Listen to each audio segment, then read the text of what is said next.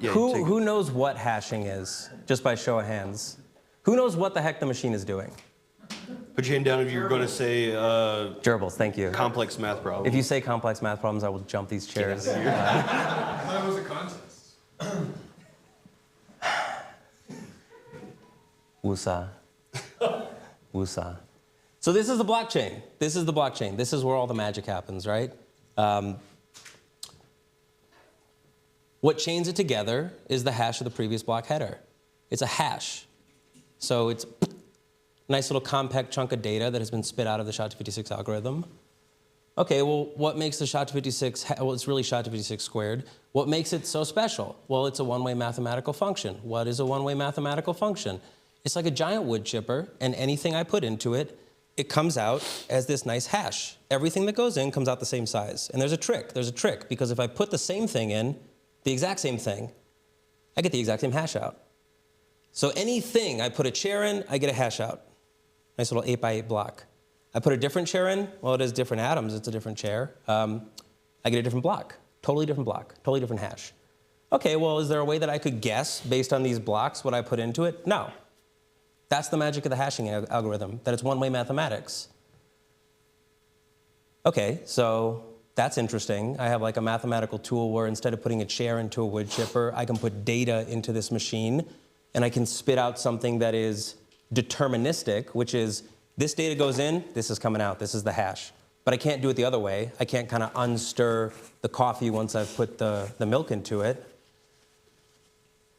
So now I fill it with data. Forget about the hash of the previous block. That's just the block before it. We can go all the way back to the first block, but just assume that we're somewhere in the middle of the blockchain, right? There's this thing, this hash of the previous block that's spit out. I take that, I go, cool, what's a Merkle root? A Merkle root is basically just kind of a deterministic summed way of taking all these transactions and tidying them up. Thank you, Ralph Merkle. I did not explain it in the book that I wrote, the Bitcoin Miners Almanac, because I didn't want to. It was too technical, to be honest with you. And I was so sick of writing this section because it was very, very difficult. But it's a summary. It's transactions that get summarized into this beautiful little Merkle root. And it gets combined with the block of the previous header with some other data. There's some additional stuff that goes in there, timestamping, versioning, whatnot. And I throw it through my SHA-256 wood chipper, and I get this beautiful hash. And I go, okay, well, now what do I do with it? Well, that solves a security problem, which is that I took this stuff, I put it in a block, and I made something that I can't go backwards on. But now I have this problem where it's really easy to do SHA-256. So if I just want to crank that wood chipper all day, I can spit out blocks every second of the day. And I can clear the mempool, I can clear all those transactions as quickly as they can get them in, and then we can be BCH and be on block 7,400,000. But we're not doing that because we have this other magical thing that's happening, which is a difficulty adjustment and the inclusion of this thing called a nonce. The protocol looks at all this hashing that's happening and says, listen, I don't want just any hash. I get it. You know what the transactions are. You're going to run them through the algorithm. That's easy. I want you to sweat a little bit.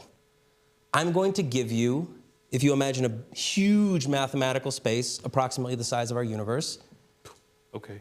I'm going to give you a region that I want you to guess a number, or I want you to guess in some kind of input that gives me a hash on the output that would be in that space.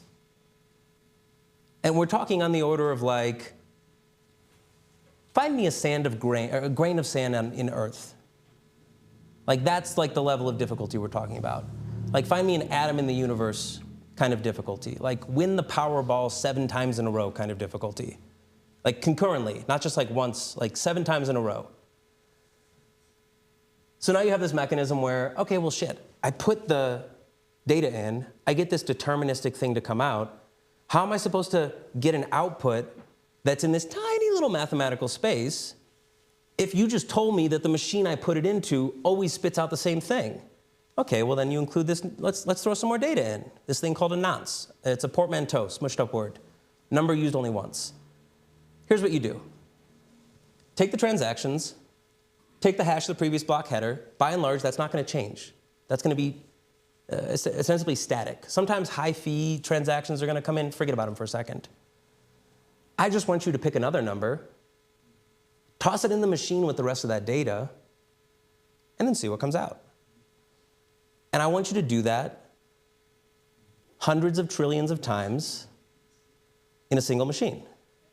And then I want you to put 10 to 20,000 machines in a 1,000-foot-long building with 100 megawatts powering it.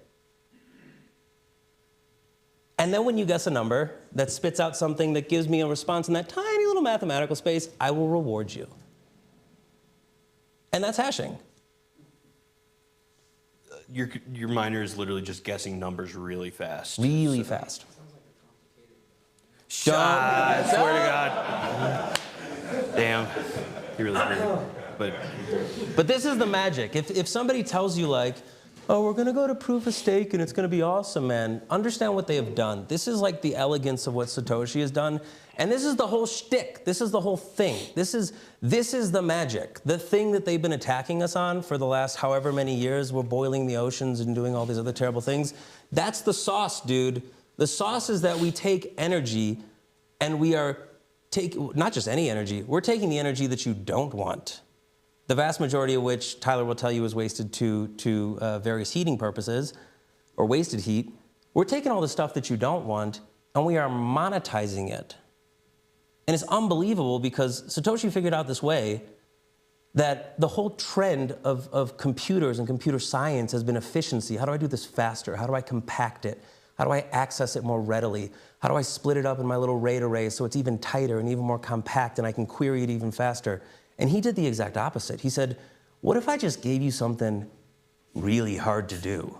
Something that computers only get good at by being more efficient at it.